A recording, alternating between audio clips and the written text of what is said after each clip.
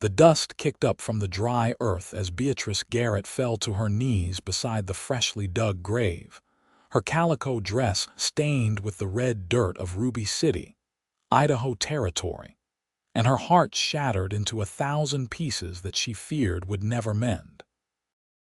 The September sun of 1878 hung low on the horizon, painting the sky in shades of crimson and gold, while she pressed her trembling hands together and looked toward heaven with tears streaming down her face, wondering if God could hear the desperate prayer of a woman who had just buried her father and now faced losing everything they had worked for to the bank. The ranch that her papa had built from nothing, the land that had been their sanctuary, the home where her mother had taken her last breath 5 years prior, all of it would be gone within the week unless a miracle happened. And Beatrice had never been one to believe in miracles until desperation forced her to her knees in the fading light. "Please," she whispered to the painted sky, her voice hoarse from crying. "I know I have not been the most faithful daughter of yours, but Papa was. He believed with his whole heart. If you can hear me now, I need help. I cannot do this alone. I need someone. I need hope. I need a miracle." The wind picked up, carrying the scent of sage across the valley, and Beatrice closed her eyes against the dust, feeling utterly alone in a way that made her chest ache. At 22 years old, she had already lost both parents, had no siblings, no close family willing to help, and the vultures were already circling. Jacob Miller, the banker's son, had made it clear that he would forgive the debt if she married him, but the thought of spending her life with that cruel, entitled man made her skin crawl. She would rather lose everything than give herself to someone who looked at her like property to be acquired. The sound of horse hooves approaching made her eyes snap open, and she quickly wiped at her tears, embarrassed to be caught in such a vulnerable state. Through the golden haze of sunset, a figure on horseback emerged like something out of a dream or perhaps a mirage conjured by her desperate mind. The rider sat tall in the saddle, silhouetted against the dying light, and as he drew closer, Beatrice could make out more details. He was a cowboy, that much was clear from his weathered hat, worn leather vest, and the easy way he sat his horse.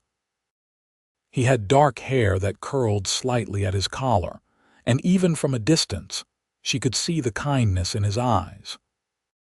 Nathan Ellis had been riding for 3 days straight, following a lead about ranch work that had turned out to be nothing more than rumor, and he was tired, dusty, and ready to find a place to settle for a while. He had not expected to find a woman kneeling in prayer beside a grave as the sun set, had not expected the sight to hit him square in the chest like a physical blow, had not expected to feel an immediate pull toward this stranger with tears on her face and strength in her bearing, despite her obvious grief. He drew his horse to a stop a respectful distance away and removed his hat, holding it against his chest. "Madam," he said, his voice deep and gentle, "I do not mean to intrude on your private moment. Are you in need of assistance?" Beatrice looked up at him, studying his face in the fading light. He appeared to be in his mid-20s, with honest brown eyes and a face that had seen sun and weather but held no cruelty.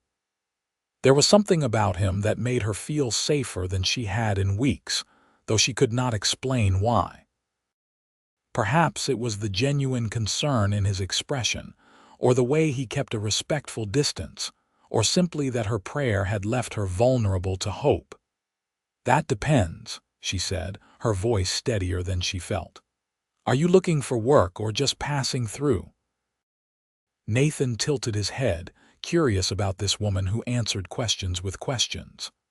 "I was looking for work, but the lead I had fell through. I am good with horses, cattle, and fixing things that are broken. I am honest and I am not afraid of hard work. Can you run a ranch?" Beatrice asked, rising to her feet and brushing the dust from her skirt. "A small one, mind you. About 200 acres with maybe 60 head of cattle, some horses and buildings that need repairs. I have run larger spreads than that, Nathan replied. May I ask why you are looking for someone? Beatrice looked back at the grave, her throat tight. My father passed 3 days ago. Heart gave out while he was mending a fence. The bank is calling in the loan in less than a week, and I do not have the money to pay it. I have been trying to run this place on my own since Papa took ill 6 months back, but I cannot do everything that needs doing. If I cannot prove to the bank that this ranch is viable, they will take it from me. Nathan felt something shift in his chest, a sense of rightness that he had not experienced in a long time.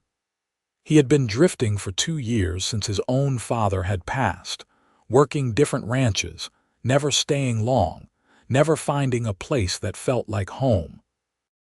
Looking at this woman with dirt on her dress and determination in her eyes despite her tears, he felt like maybe he had been riding toward this moment all along. Madam, I do not know if you believe in providence or fate or just good timing, but I am here now, and I am telling you that I can help. If you are willing to give me a chance, I am here to stay. Beatrice felt her breath catch in her throat. Those words, I am here to stay, were exactly what she had been praying for, what she had needed to hear. She knew it was crazy to trust a stranger, knew that her father would have told her to be cautious, but something in her gut told her that this man was the answer to her prayer. What is your name? She asked. Nathan Ellis, madam. Most people call me Nate. Beatrice Garrett. Most people call me B. She walked toward him, extending her hand. If you are serious about staying, about helping me save this ranch, then I am willing to give you that chance. Nathan dismounted and took her hand, his grip firm but gentle. The moment their hands touched, Beatrice felt a spark of something she could not name, a warmth that spread through her despite the cooling evening air. Nathan felt it too, a connection that went beyond simple human contact, and when their eyes met, something unspoken passed between them. I am serious, he said. Where do we start? With getting you settled, Beatrice replied, releasing his hand reluctantly. There is a bunkhouse behind the main house. It is not much, but it is clean and has a good stove. You can stable your horse in the barn. Tomorrow, I will show you the whole operation and we can make a plan. As they walked toward the ranch buildings, leading Nathan's horse, Beatrice found herself telling him about her father, about the ranch, about the debt and the deadline. Nathan listened without interrupting, taking in every detail, his mind already working on solutions. The ranch house came into view, a modest structure built from timber and stone, with a wide porch and windows that caught the last light of day. How much is the debt? Nathan asked as they reached the barn. $400, Beatrice said, her voice heavy with the weight of that number. Might as well be 4,000 for all the hope I have of getting it. Nathan was quiet as he unsaddled his horse and began brushing the animal down. $400 was a substantial sum, but not impossible. What are your assets? What could be sold if needed? I have been avoiding that calculation, Beatrice admitted. The cattle could bring maybe 300 if I could get them to market in Boise, but the drive would take time I do not have. The horses might fetch another 100, but I need them to work the ranch. There is some equipment, but nothing worth much. What about your father? Did he have any friends who might loan you the money? Beatrice leaned against the barn wall, exhaustion evident in every line of her body. Papa was proud. Too proud to ask for help, and too proud to let people know how bad things had gotten. The drought last year hurt us bad, and then he got sick. I have been selling off bits and pieces just to keep food on the table and pay the hands, but they all left when Papa died, said they would not work for a woman. Nathan felt anger flare in his chest at that, but he kept his voice calm. Then they were fools. From what I can see, You have been holding this place together against odds that would have broken most men." Beatrice felt tears prick her eyes again at his words. She had been so alone, so scared, and here was this stranger offering not just help but respect. "Thank you for saying that." "I am not just saying it, I mean it." Nathan finished with his horse and turned to face her fully. "Tomorrow we make a plan. Tonight you rest. When is the last time you had a proper meal?" Beatrice tried to remember and could not. "I have been eating, if that is what you are asking." "That is not what I am asking. I am asking when you last sat down to a real meal, not just whatever you could grab between chores." "I honestly cannot remember." Nathan shook his head. "Then here is what is going to happen. You are going to go into that house and sit down. I am going to take care of my things in the bunkhouse, and then I am going to come back and cook us both supper. I saw a chicken coop on the way in, so I am guessing you have eggs. I can make a decent meal out of eggs and whatever else you have in your pantry." Beatrice wanted to argue, wanted to say she could take care of herself, but the truth was she was bone tired, and the thought of someone else taking care of something, anything, was too tempting to resist. "All right," she said quietly. "The kitchen door is unlocked." Nathan watched her walk toward the house, noting the way she held herself despite her exhaustion, the straight line of her back even as her shoulders sagged with weariness. He felt a fierce protectiveness toward her that he knew was probably too much too soon, but he could not help it. There was something about Beatrice Garrett that called to something deep in his soul. The bunkhouse was indeed small but clean, with a narrow bed, a wood stove, a table, and a chair. Nathan dropped his saddlebags on the bed and took a moment to splash water on his face from the basin near the door. He looked at his reflection in the small mirror on the wall, seeing a man who had been wandering for too long, and wondered if maybe his wandering days were coming to an end. 20 minutes later, he knocked on the kitchen door before letting himself in. The house was quiet, and he found Beatrice sitting at the kitchen table, staring at nothing. She looked up when he entered, and he saw that she had changed her dress and washed her face, though her eyes were still red-rimmed from crying. "You did not have to change on my account," he said gently. "I needed to get the graveyard dirt off me," she replied. "It felt wrong to keep wearing it." Nathan nodded and began exploring the kitchen, finding eggs as he had predicted, along with some salt pork, flour, and a few wrinkled potatoes.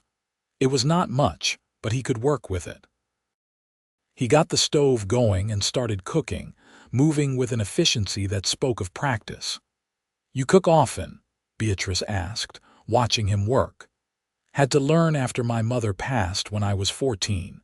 My father tried, but he was better with cattle than with a cook stove. I took over kitchen duties, and I found I did not mind it much." He cracked eggs into a pan, added pieces of salt pork, and started another pan with sliced potatoes. "Where is your father now?" "Buried in Colorado. Died 2 years back." "Ranch went to my uncle, who had sons of his own to leave it to, so I took my inheritance and started moving, looking for a place that felt right." "And you have not found it yet?" Nathan glanced at her over his shoulder. "I did not say that." The implication hung in the air between them, and Beatrice felt her heart skip.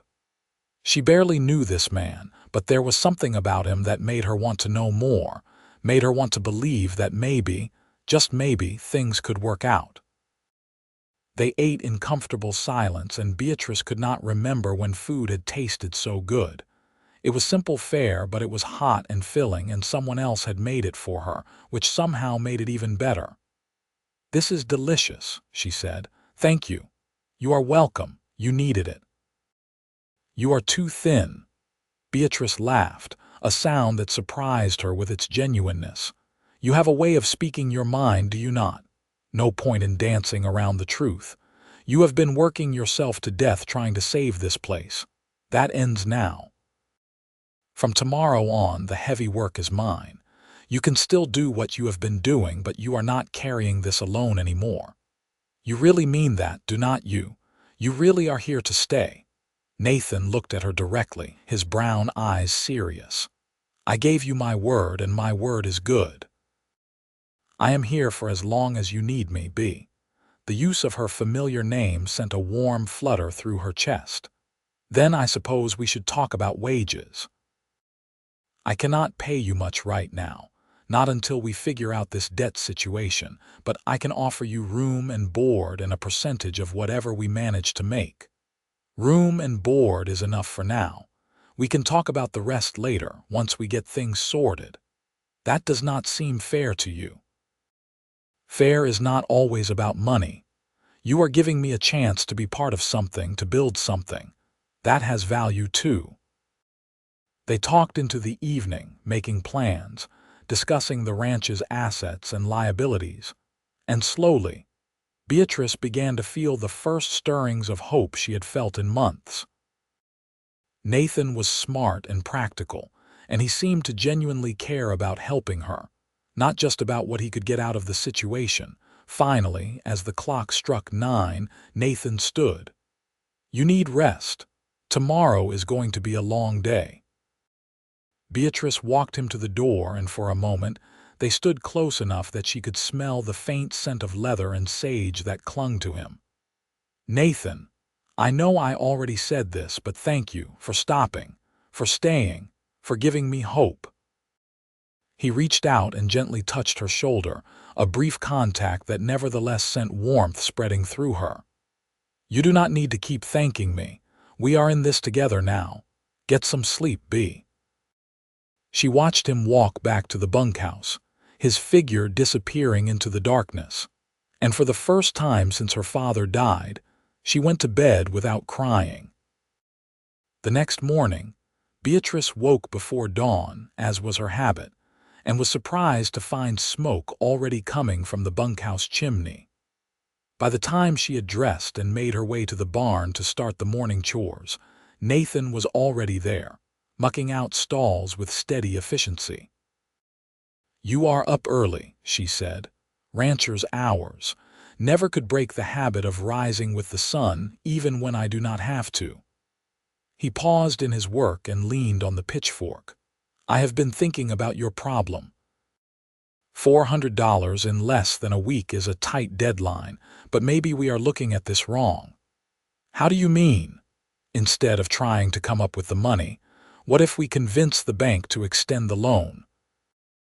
If we can show them that the ranch is viable, that you have help now, that there is a solid plan to make payments, they might be willing to work with you." Beatrice shook her head. "You do not know Gerald Miller, the bank president. He has been looking for an excuse to take this land. His son wants it, wants to add it to their holdings. The same son who offered to forgive the debt if you married him. How did you know about that?" "I did not, but I can put pieces together. Men like that are predictable." Nathan's jaw tightened. "Well, if the bank will not work with us, then we need to find another way. What about other ranchers in the area? Anyone who might need what you have? There is Thomas Wayne, owns the spread to the north. He is always looking for good horses, and Papa bred some of the best in the territory. But I cannot sell all the horses. I need them. Not all, just enough to make a dent in the debt. Then we find another source for the rest. Maybe we round up your cattle and I drive them to Boise while you handle things here. That would take too long. You would never make it there and back in time." Nathan resumed his work, thinking. "Then we bring Boise here. Is there a cattle buyer who comes through Ruby City? Howard Chen, but he does not come through this way often, and when he does, he drives a hard bargain. Do you know how to reach him? Send him a message. There is a telegraph office in town. Then today, after we finish the morning chores, we go to town. We send a message to this Howard Chen. We talk to Thomas Wayne about the horses, and we see if there is anyone else who might be willing to help. Sometimes all you need to do is ask." They worked side by side through the morning, and Beatrice was impressed by how naturally Nathan fit into the rhythm of ranch work. He was strong but not showy about it, competent without being arrogant, and he seemed to anticipate what needed doing next without being told. More than that, he talked to her like an equal, asking her opinion, listening to her ideas, treating her like a partner rather than someone who needed saving. By mid-morning, they had finished the essential chores and hitched up Beatrice's wagon for the trip into Ruby City. The town was small, consisting of one main street with a general store, a saloon, the bank, a hotel, a telegraph office, and a handful of other businesses. As they rode in, Beatrice was acutely aware of the stares they received. News traveled fast in small towns, and everyone knew about her father's death and her dire situation. They stopped first at the telegraph office, where Beatrice composed a message to Howard Chen, explaining that she had quality cattle to sell and asking when he might be in the area. The telegraph operator, a thin man named Pete Simmons, looked at her with open curiosity. "Heard you had some help now," Pete said, glancing at Nathan. "This is Nathan Ellis. He is working for me," Beatrice replied, keeping her voice even. "That's so." "Well, I will get this sent off right away, Miss Garrett.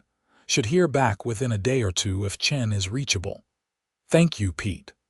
As they walked back to the wagon, they nearly collided with Jacob Miller, who stepped directly into Beatrice's path. He was a soft man in his late 20s, with pale eyes and a smirk that never quite reached them. Nathan immediately stepped closer to Beatrice, a subtle but clear positioning that put him between her and Jacob. "Beatrice," Jacob said, ignoring Nathan entirely. "I heard you buried your father." "My condolences." "Thank you, Jacob. Have you given more thought to my offer? The bank will be calling in the loan in just a few days, and I hate to see you lose everything." "I am working on a solution," Beatrice said stiffly. Jacob finally acknowledged Nathan, looking him up and down with obvious disdain. "And who is this?" "Another hired hand who will run off the moment he realizes you cannot pay him." "I am Nathan Ellis, and I am not going anywhere," Nathan said, his voice low and steady. "Miss Garrett is not alone anymore, and she is going to save her ranch." "Is that so?" Jacob's smirk widened. "Well, good luck with that. You are going to need it. The deadline stands, Beatrice. $400 by Friday or the bank takes possession. Those are the terms your father agreed to." "Those terms were extended twice before when Papa needed more time," Beatrice shot back. "Your father showed him compassion then." "My father is not making the decisions anymore. I am, and I am not as soft-hearted as he was." Jacob tipped his hat mockingly and walked away. Nathan watched him go, his hands clenched into fists. "That is the man who wants to marry you. Unfortunately, yes. You are right to refuse him. He is poison." They continued with their errands, stopping at the general store for some supplies that Beatrice could barely afford, then heading north out of town toward the Wayne Ranch. Thomas Wayne was a weathered man in his 60s who had known Beatrice since she was a child. He greeted them warmly, and when Beatrice explained the situation, he did not hesitate. "Your papa bred the finest horses in 3 counties, Thomas said. "I would be honored to buy some of them, though I cannot take all of them off your hands. How many are you willing to part with?" "I have 8 working horses and 4 young ones that are not fully broken yet. I need to keep at least 4 for the ranch work." "I will take 6. The 4 young ones and 2 of your working horses. I can give you $200 for the lot, fair price." Beatrice felt tears of gratitude prick her eyes. "Thomas, that is more than fair. That is generous. Your papa helped me more times than I can count. This is me returning the favor. When can you deliver them?" "Tomorrow. Tomorrow is fine." "Bring that young man of yours with you, and we will get them settled." On the ride back to the ranch, Beatrice was quiet, processing everything that had happened. They were halfway to the $400 now, which was more than she had dared to hope for just a day ago. "That young man of yours," Nathan said, breaking the silence. "That is what Thomas called me." "I noticed," Beatrice replied, feeling heat rise in her cheeks. "I did not correct him." "I noticed that too." They looked at each other, and something passed between them, an acknowledgement of the growing connection that neither of them was quite ready to name. Over the next 2 days, they worked from dawn until dark, preparing for the horse delivery and waiting for word from Howard Chen. Nathan proved to be invaluable, not just for his physical strength, but for his ideas and his steady presence. He fixed the broken fence that had given Beatrice's father his fatal heart attack, repaired the barn door that had been hanging crooked for months, and helped Beatrice inventory every asset the ranch had. In the evenings, they sat together on the porch, talking about everything and nothing. Nathan told her about growing up in Colorado, about his mother who had loved to read and had taught him his letters, about his father who had been stern but fair. Beatrice shared memories of her parents, of her mother's gentle nature and her father's stubborn pride, of growing up on the ranch and learning to love the land as much as they did. They learned that they both loved the same kind of books, that they both found peace in watching the sunset, that they both believed in working hard and treating people fairly. With each conversation, the connection between them deepened, though they were both careful not to push too fast. There was an unspoken agreement that they had time, that whatever was growing between them could develop naturally. On the 3rd day after Nathan's arrival, they delivered the horses to Thomas Wayne and returned home with $200 in Beatrice's pocket. That same afternoon, a telegram arrived from Howard Chen saying he could be in Ruby City in 5 days to look at the cattle. 5 days was cutting it close, but it was still within the deadline. "We are going to make it," Nathan said that evening as they sat on the porch watching the sunset.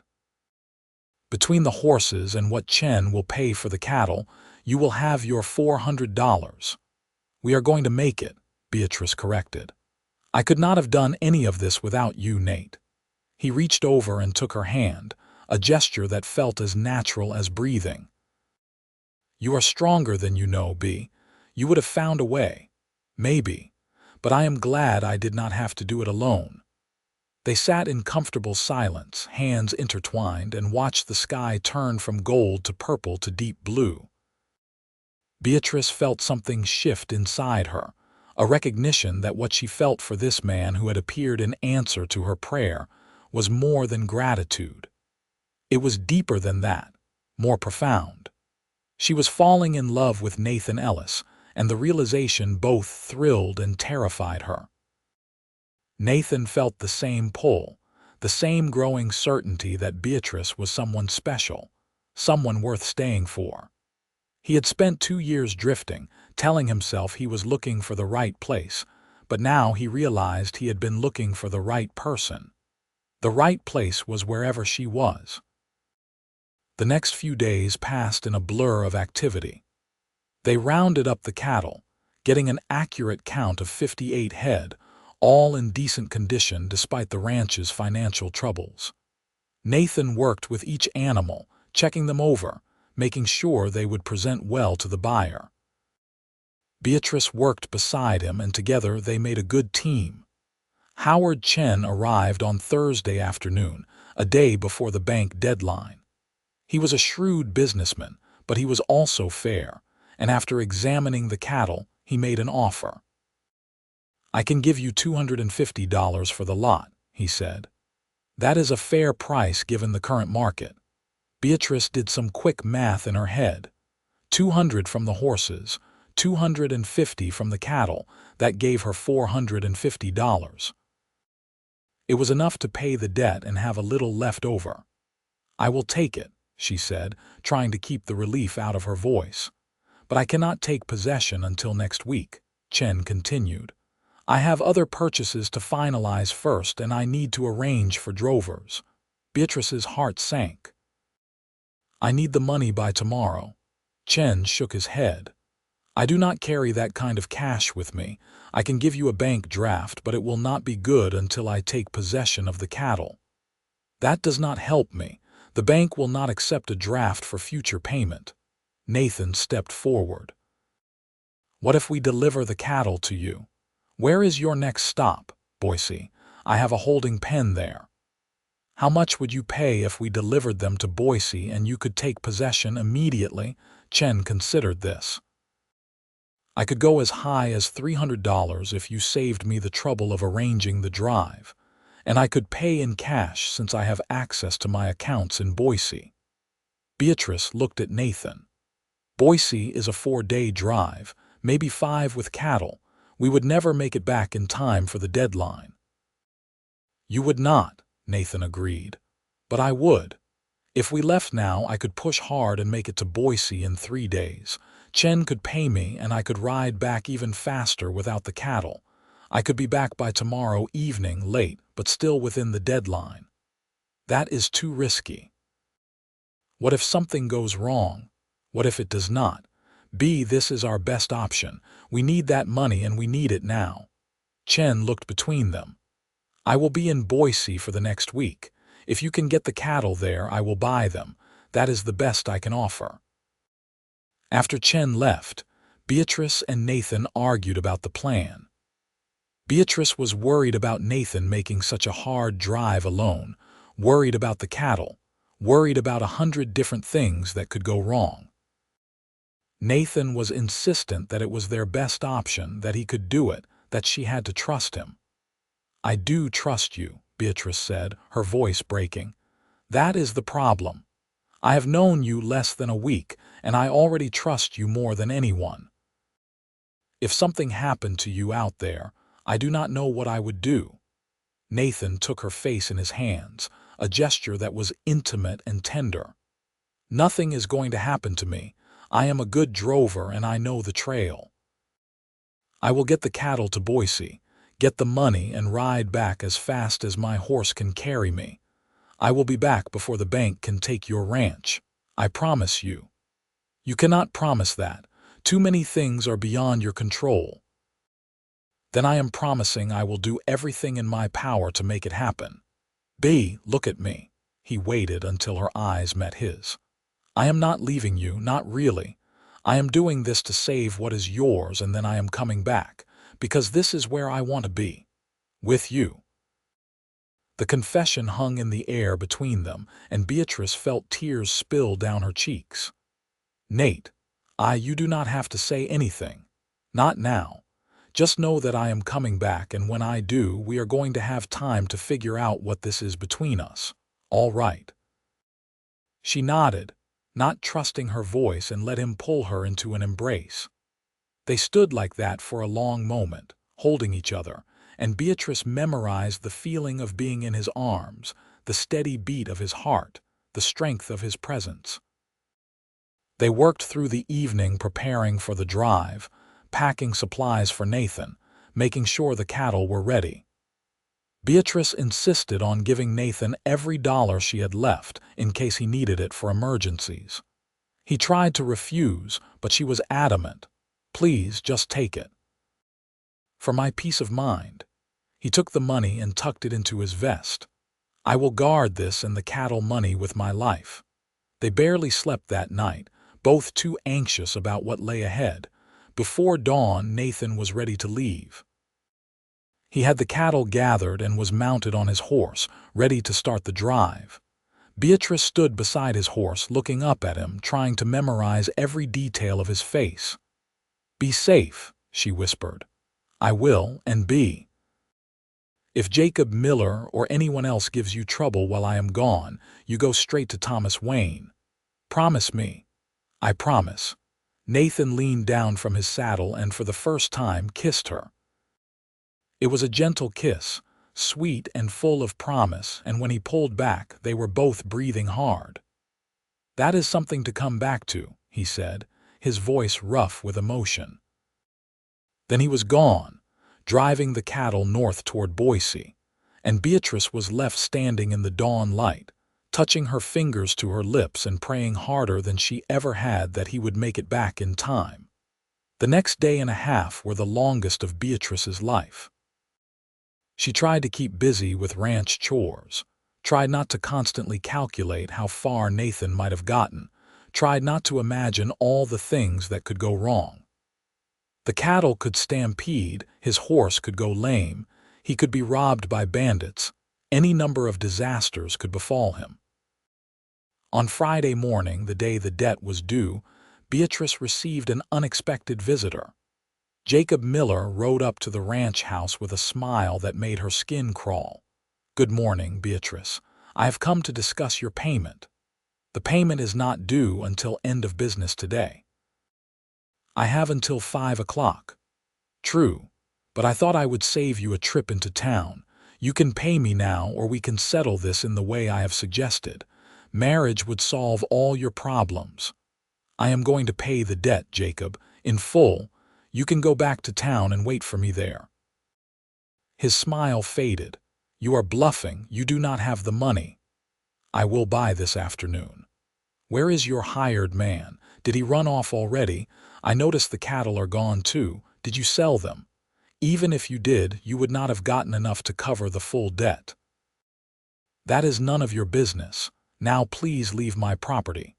Jacob's expression turned ugly. "You are making a mistake, Beatrice. You could have had security, a good life.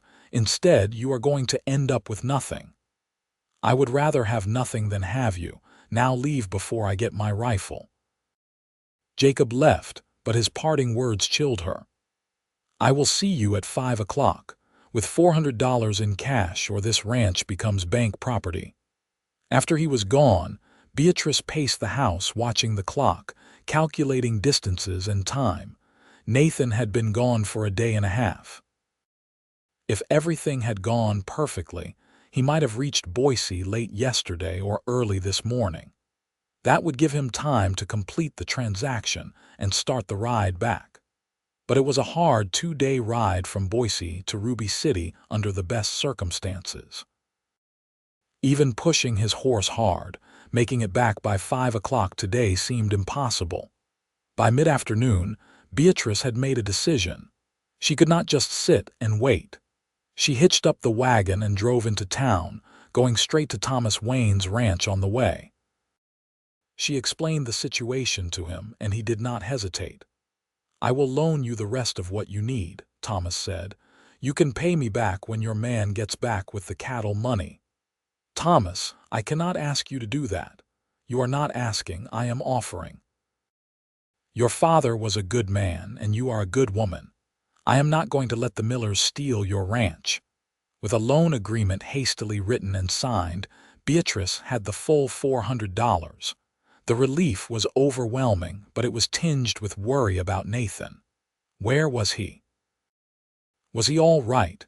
She arrived at the bank at 4:30, walking in with her head held high and the money in her bag. Gerald Miller, Jacob's father, was behind the desk. He was a rotund man with a calculating expression that reminded Beatrice unpleasantly of his son. "Miss Garrett, I was not sure we would see you today. I am here to pay my father's debt in full." She placed the money on the desk, counting out $400 in bills. Gerald counted the money slowly, his expression souring with each bill. When he finished, he pulled out the loan documents and stamped them paid in full with obvious reluctance. "The debt is satisfied," he said. "Though I must say I am surprised. Where did you get this kind of money?" "That is my business, not yours." Beatrice took the stamped papers and put them carefully in her bag. "Good day, Mr. Miller." She walked out of the bank with her head high, clutching the paid loan documents like the treasure they were. She had done it. The ranch was saved. But her victory felt hollow without Nathan there to share it. As she climbed into her wagon, she heard hoofbeats and turned to see a rider coming hard down the main street. Her heart leaped. It was Nathan, his horse lathered and breathing hard, his face dusty and exhausted but wearing a huge smile. He pulled his horse to a stop beside her wagon and practically fell out of the saddle, pulling a thick bundle of money from his vest. "I made it," he said, breathing hard. "I have the money, all $300. "Did the bank? I already paid them," Beatrice said, laughing and crying at the same time. "Thomas Wayne loaned me what I needed, but you made it. You are back." Nathan looked at the money in his hand, then at Beatrice and started laughing. "So I nearly killed myself and my horse for nothing."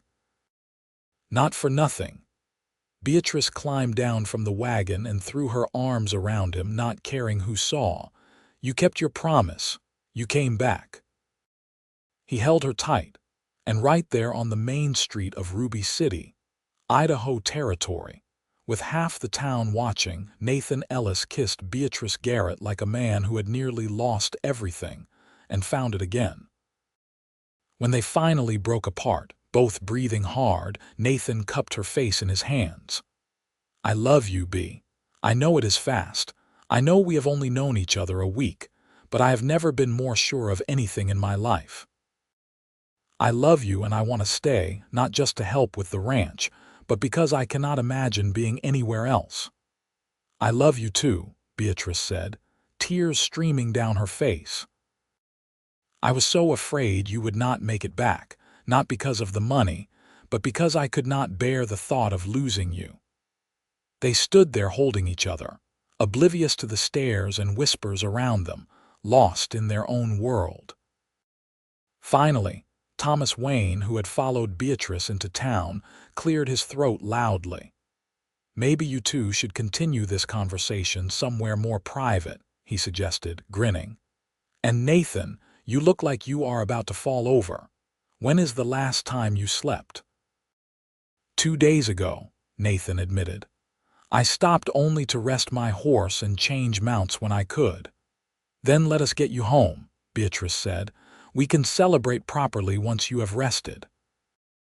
They rode back to the ranch together, Beatrice driving the wagon and Nathan riding alongside, though he swayed in the saddle from exhaustion. Once they arrived, Beatrice insisted he go straight to bed despite his protests that there were chores to be done. "The chores can wait. You cannot." "Sleep, Nate. I will be here when you wake up." He was asleep almost before his head hit the pillow in the bunkhouse. Beatrice covered him with an extra blanket, watching him sleep for a moment, marveling at how much her life had changed in just 1 week.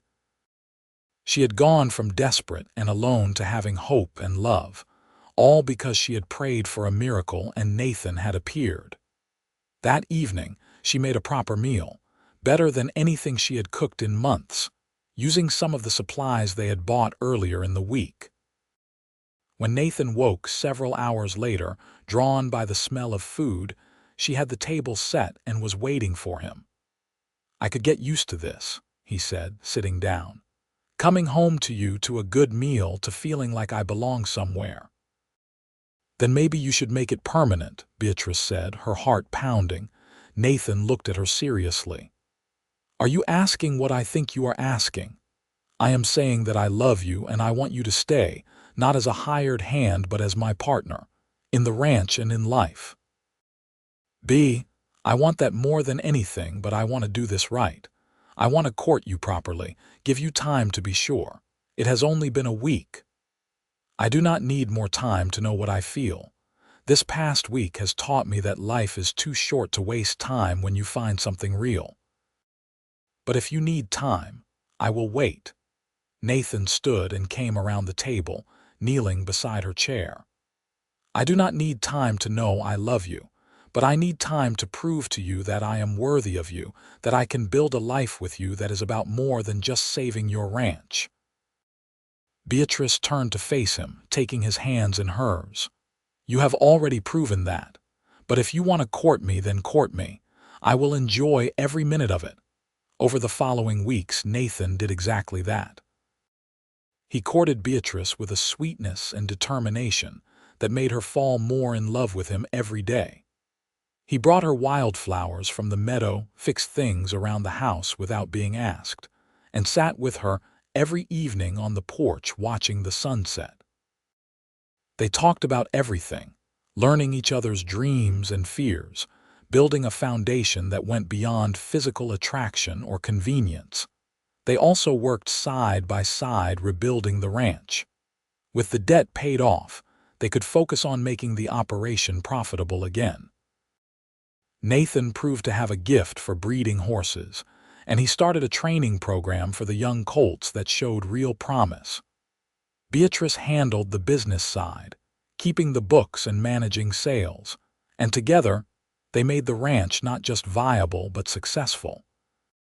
The town's opinion of Nathan shifted from skepticism to respect as they saw how hard he worked and how devoted he was to Beatrice. Thomas Wayne became a good friend, often stopping by to check on them and offering advice when asked. Even Gerald Miller, the bank president, grudgingly admitted that the Garrett Ranch was in better shape than it had been in years. Jacob Miller, on the other hand, remained bitter and hostile.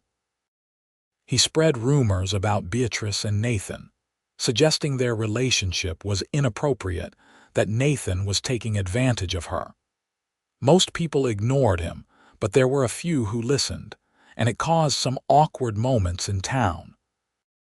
One day in late October, about 6 weeks after Nathan's arrival, he and Beatrice went to town for supplies and encountered Jacob outside the general store. Jacob had clearly been drinking, and he was in a foul mood. "If it is not the happy couple," he sneered. "Tell me, Beatrice, does your hired man know that you are just using him, that the moment someone better comes along you will toss him aside?" "That is enough, Jacob," Beatrice said firmly. "Go home and sleep it off. Or what? Your cowboy will defend your honor," Jacob laughed mockingly. "Everyone knows you are just desperate. You would have taken anyone who showed up to save your ranch." Nathan stepped forward, his voice deadly calm. "You are drunk and saying things you are going to regret. Walk away now. Make me." "I am not going to fight you, Jacob. You are not worth it. But I am going to tell you this once, and you better listen. Beatrice is the finest woman I have ever known. I did not show up to save her ranch. I showed up and she saved me. She gave me a reason to stop drifting, a home and a future. So you can spread all the lies you want, but everyone in this town knows the truth. You are just bitter because she saw through you and chose better." Jacob's face turned red with rage, and he took a swing at Nathan. Nathan dodged easily and caught Jacob's arm, spinning him around and holding him in a grip that was firm but not cruel. "Like I said, you are drunk. Go home." He released Jacob with a slight push. The sheriff, who had been watching from across the street, walked over. "Jacob, I think Nathan is right. Time for you to go sleep this off. I see you causing any more trouble and I am going to lock you up for the night." Jacob left, muttering threats, and the sheriff turned to Nathan and Beatrice. "Sorry about that. He has been getting worse lately. You two all right?" "We are fine, Sheriff." "Thank you," Beatrice said as they loaded their supplies into the wagon. Beatrice was quiet. Nathan noticed and touched her arm gently. "What are you thinking?" "I am thinking that you defended me without throwing a single punch, and somehow that makes me love you even more." Nathan smiled. "I have spent enough years of my life fighting. I would rather build something than tear something down." That evening, as they sat on the porch watching the November sunset, Nathan reached into his pocket and pulled out a small box. Beatrice's breath caught when she saw it. "I know I said I wanted to court you properly, give you time," Nathan began, "but I think we have both waited long enough. You are my home, my heart, my future. I want to spend the rest of my life with you, building this ranch, raising a family, growing old together. Will you marry me?" He opened the box to reveal a simple gold band with a small but beautiful sapphire. Beatrice felt tears spill down her cheeks as she nodded.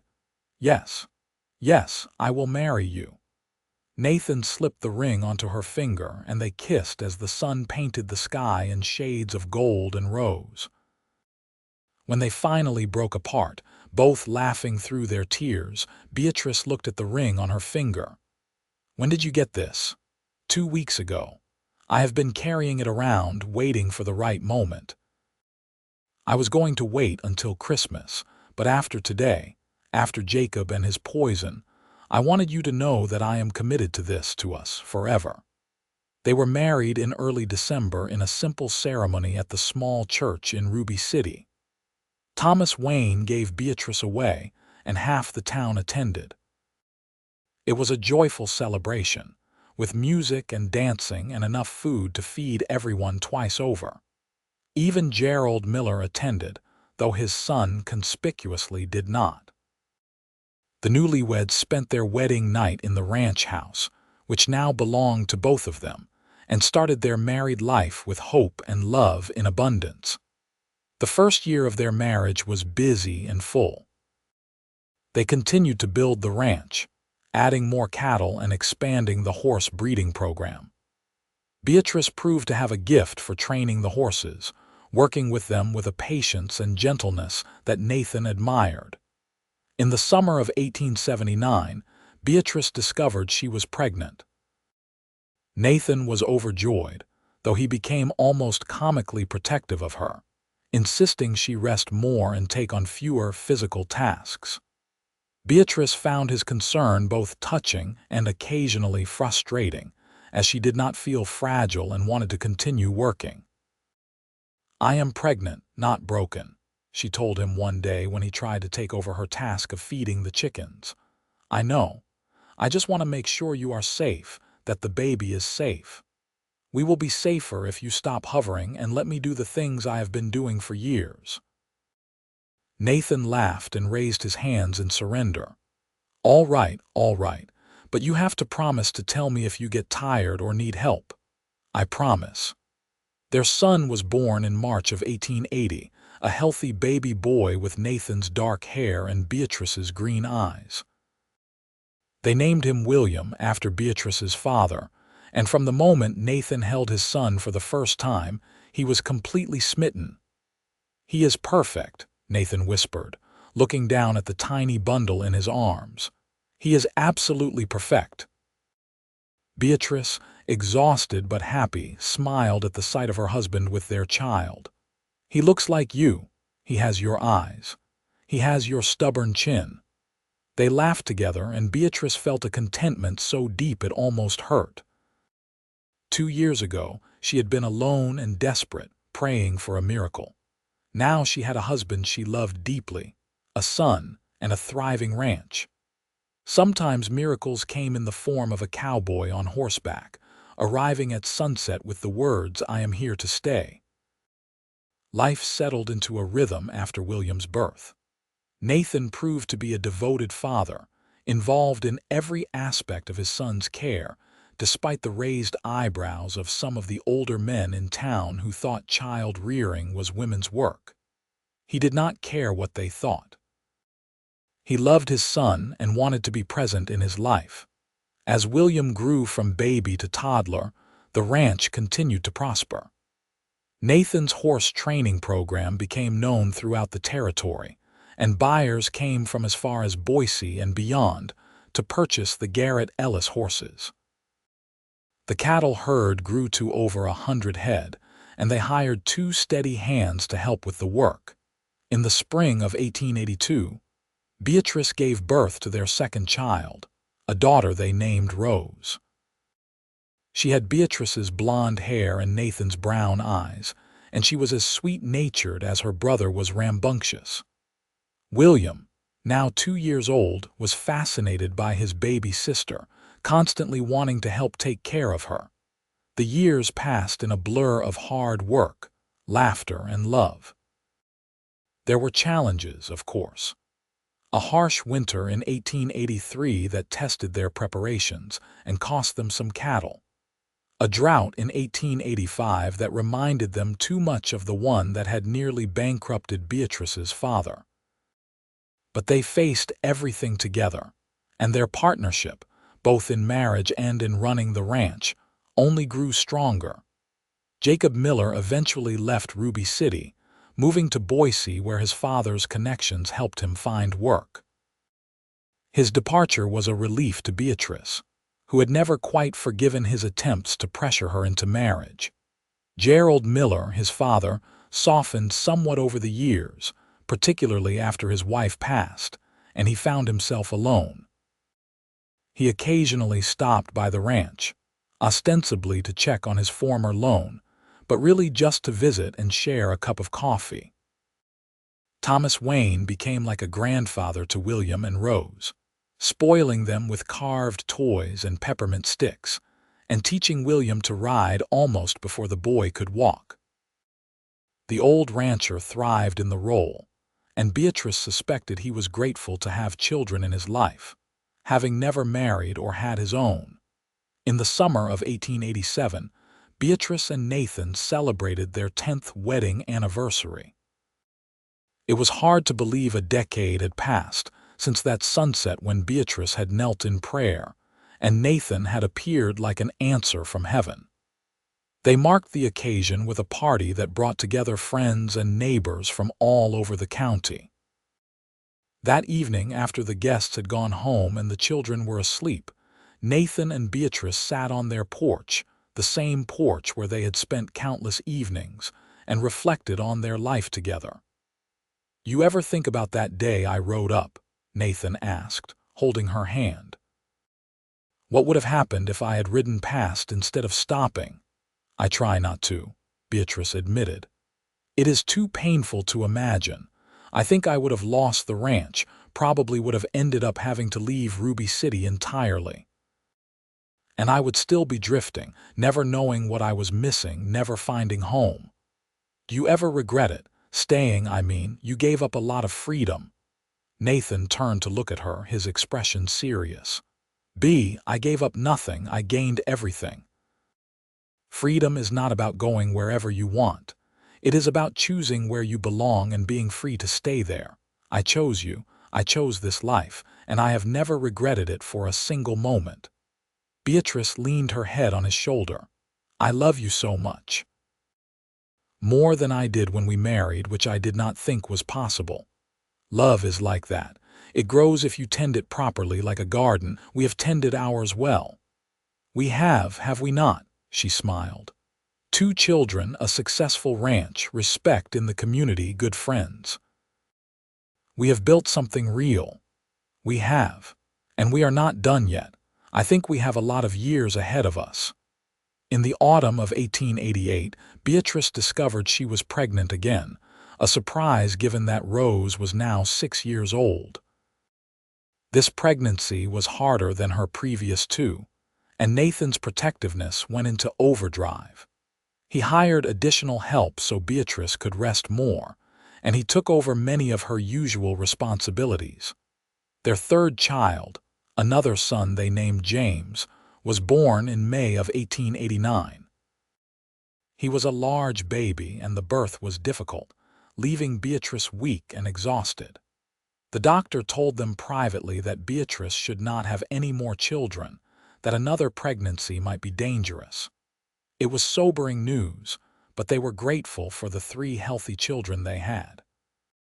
James proved to be a happy, easy-going baby, a stark contrast to William's intensity and Rose's quiet sweetness. He laughed easily and slept through the night almost from the beginning, which Beatrice joked was his way of apologizing for the difficult pregnancy. As the 1880s turned into the 1890s, Ruby City began to change.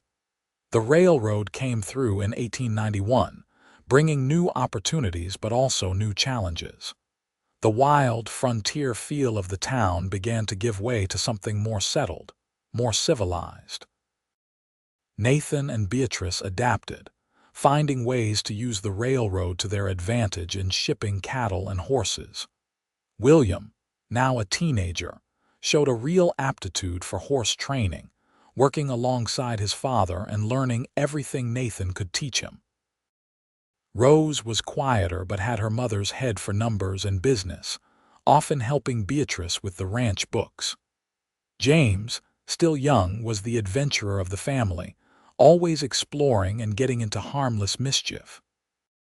In 1895, Thomas Wayne passed away peacefully in his sleep at the age of 78.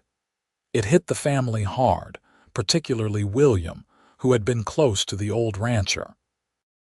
They buried Thomas on his land, according to his wishes, and Nathan and Beatrice purchased his ranch from his estate, adding it to their own holdings. It made them one of the largest ranching operations in the territory. Thomas would be proud, Beatrice said at the funeral.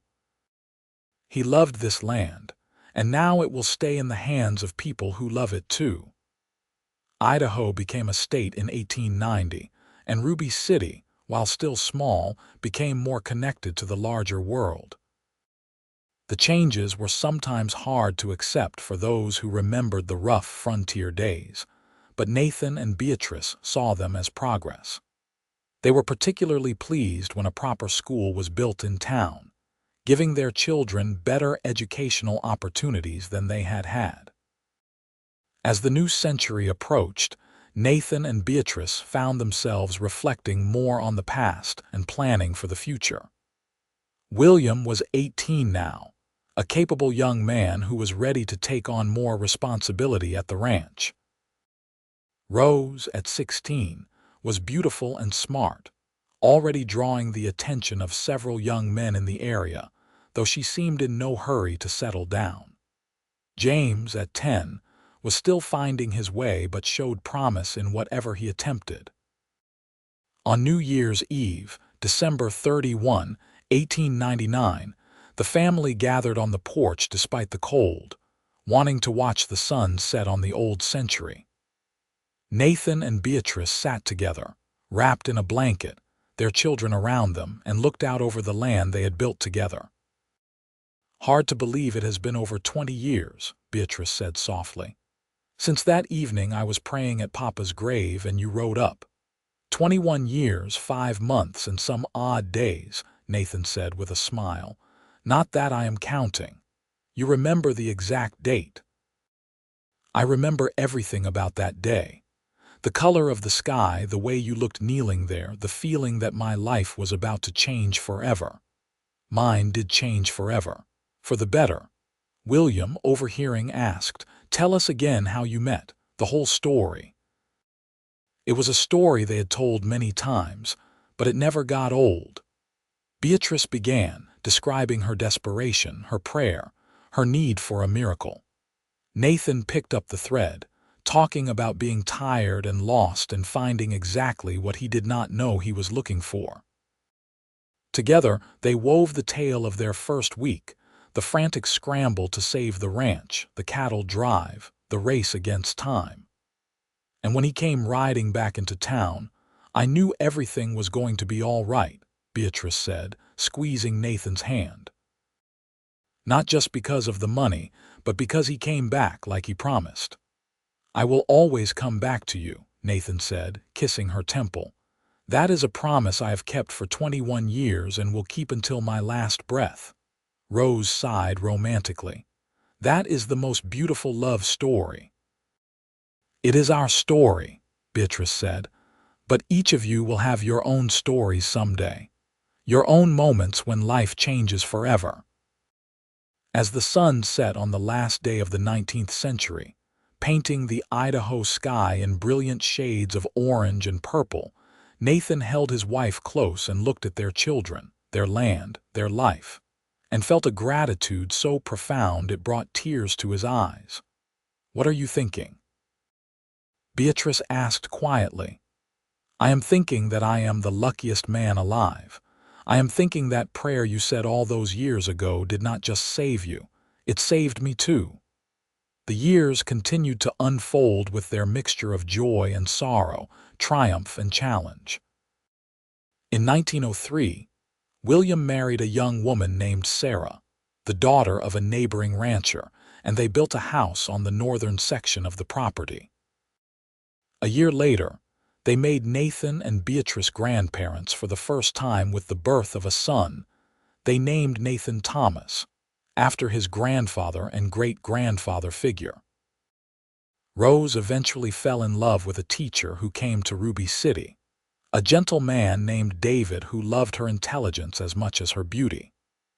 They married in 1905 in a ceremony that was the talk of the county, and moved to Boise, where David had been offered a position at a larger school. It was hard for Beatrice to see her daughter move away, but she was happy that Rose had found someone who valued her mind. James, the adventurer, surprised everyone by announcing at age 18 that he wanted to become a veterinarian. He went east to study, the first in the family to pursue formal higher education, and returned 4 years later to set up a practice in Ruby City, serving the ranching community with skill and compassion. Nathan and Beatrice gradually handed over more of the daily ranch operations to William, though Nathan remained involved in the horse training program until his hands became too stiff with arthritis to do the detailed work. It was hard for him to step back, but he found new joy in teaching his grandson and in spending more time with Beatrice. They took up new hobbies together. Beatrice started a garden that became the envy of the county, growing vegetables and flowers that flourished under her care.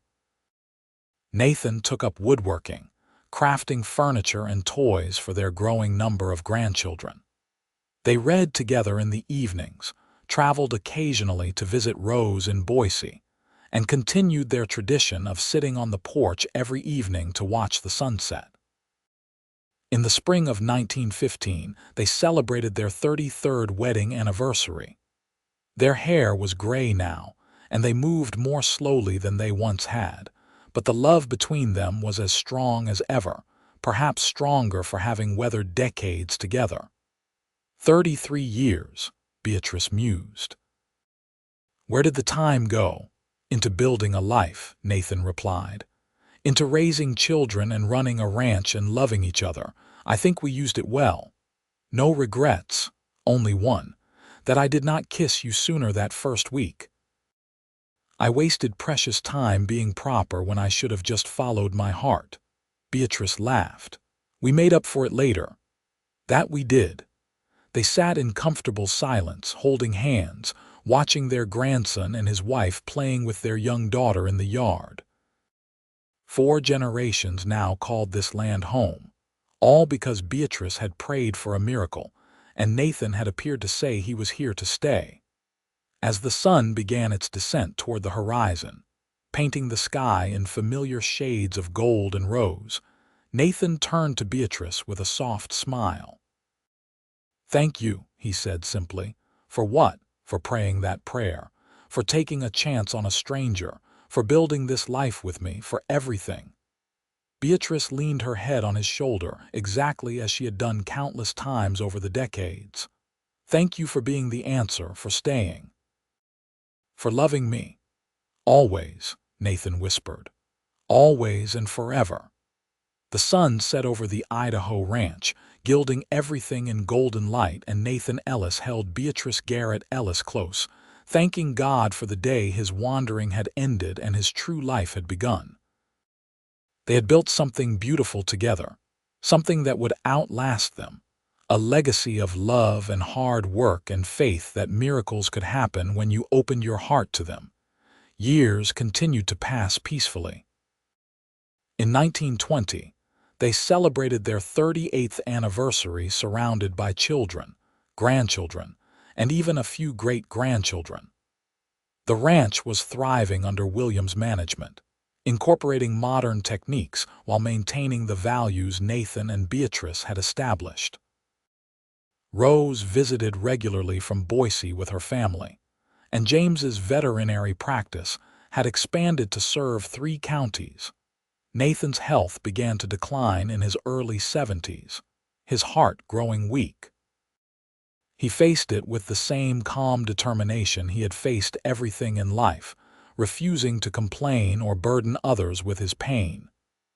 Beatrice, ever his partner, cared for him with tender devotion, just as he had cared for her through difficult times.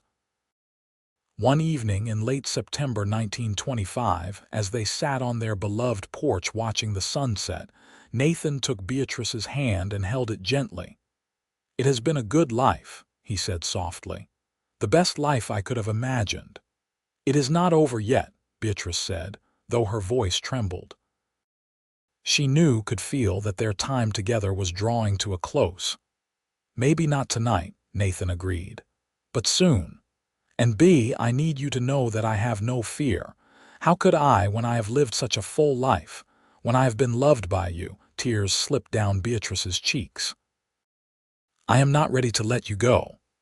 I know, my love, but you will be all right. You are the strongest person I know. You will grieve, and that is right and good, but then you will keep living.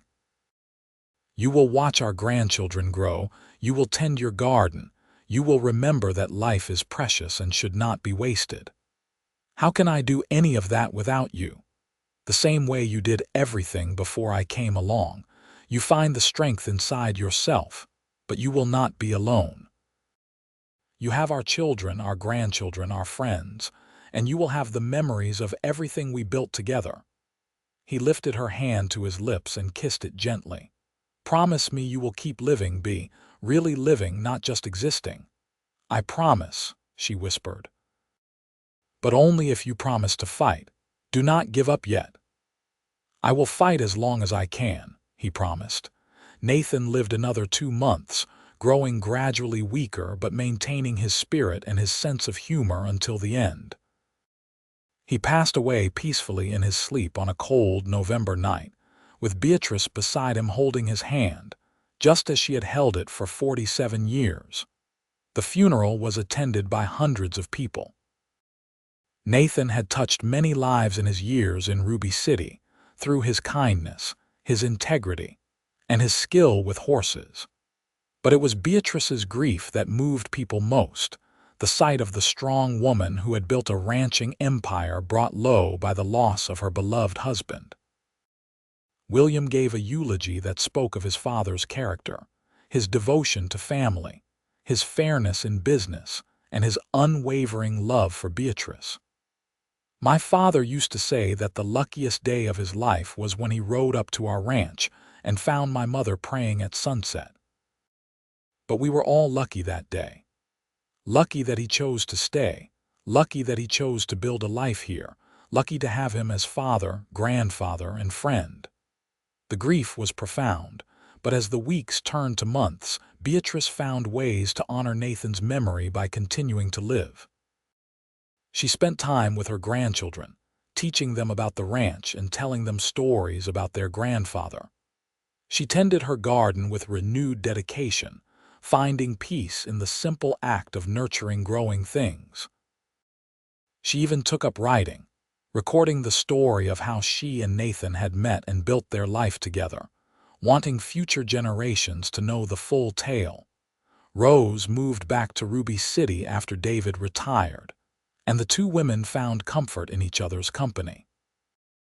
James stopped by almost daily, ostensibly to check on his mother but really just to visit and share a cup of coffee.